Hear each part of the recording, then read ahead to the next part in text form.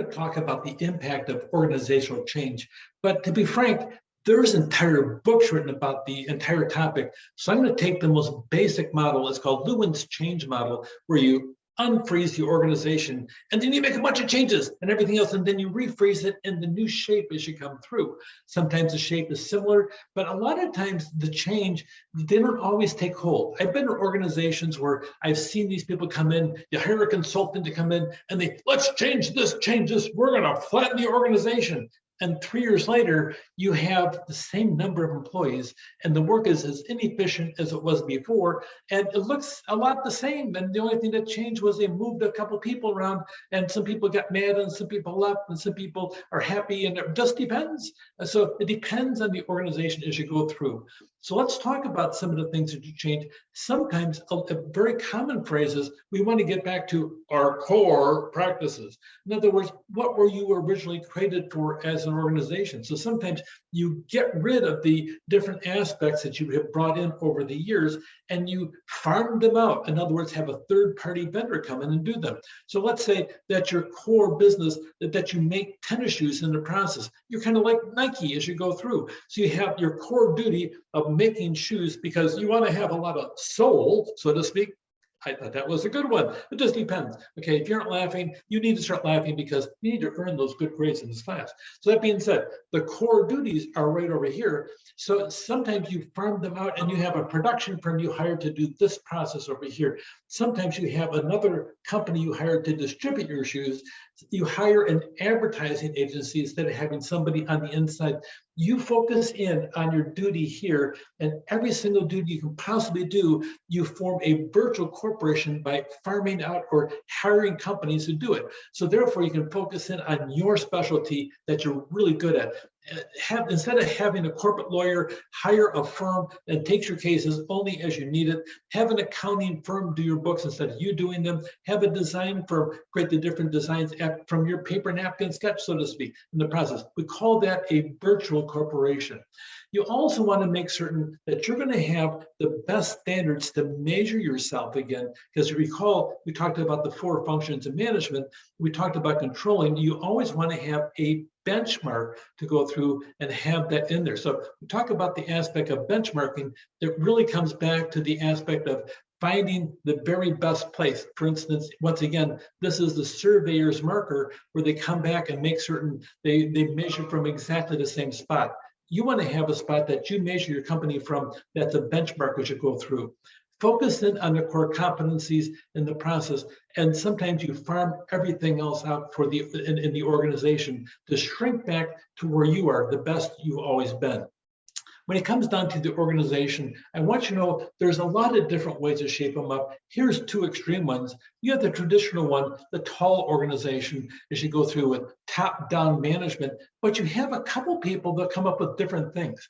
Zappos started up with something similar to this thing called the inverted organization, but probably one of the best ones that we know on a national basis has been a long time is Nordstrom's. According to Nordstrom's, they have the supervisors and the leaders actually empower people as they go down the chain to finally the ones that really sit down and they deal with the employees are at the top of the organization. You have the empowered employees, the frontline employees get to make decisions.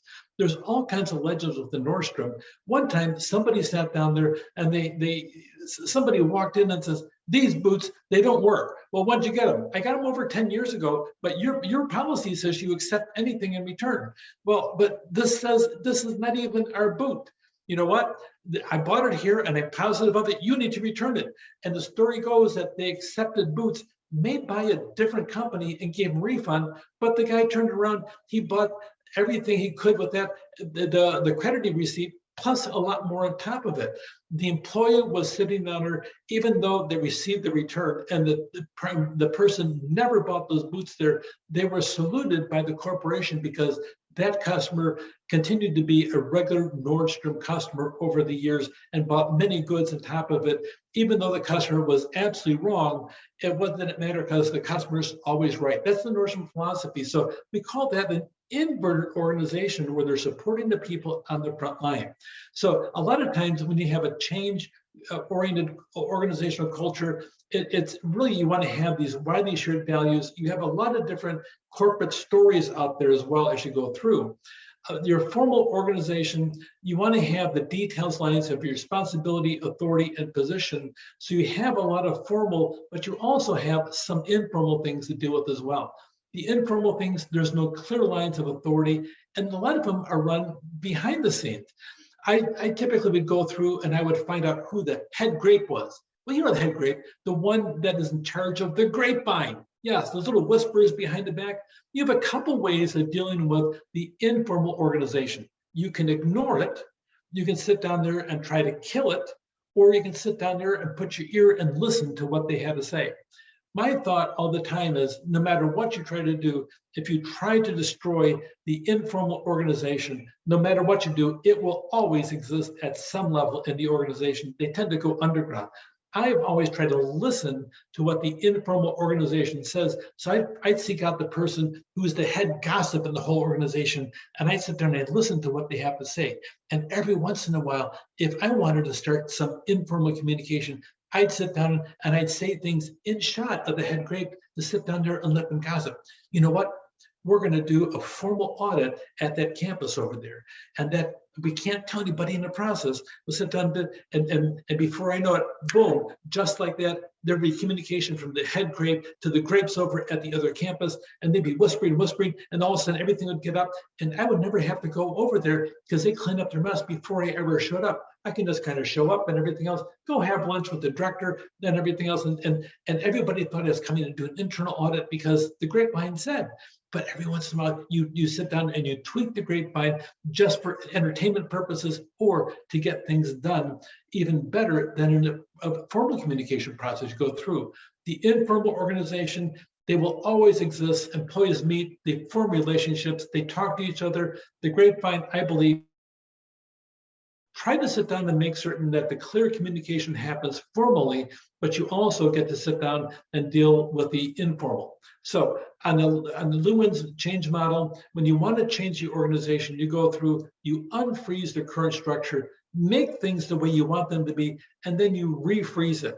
Sometimes you have to go back in a couple of years and do some tweaking in the process, but it probably is the most effective way of doing it without doing massive change. Do informal changes in small increments. It depends upon your skill set in the process. So know about the formal organization, the informal, the inverted organization, and the traditional organization, and know about core competencies, and also always know about benchmarking. Try to measure yourself up to the best benchmark in your industry. Take care.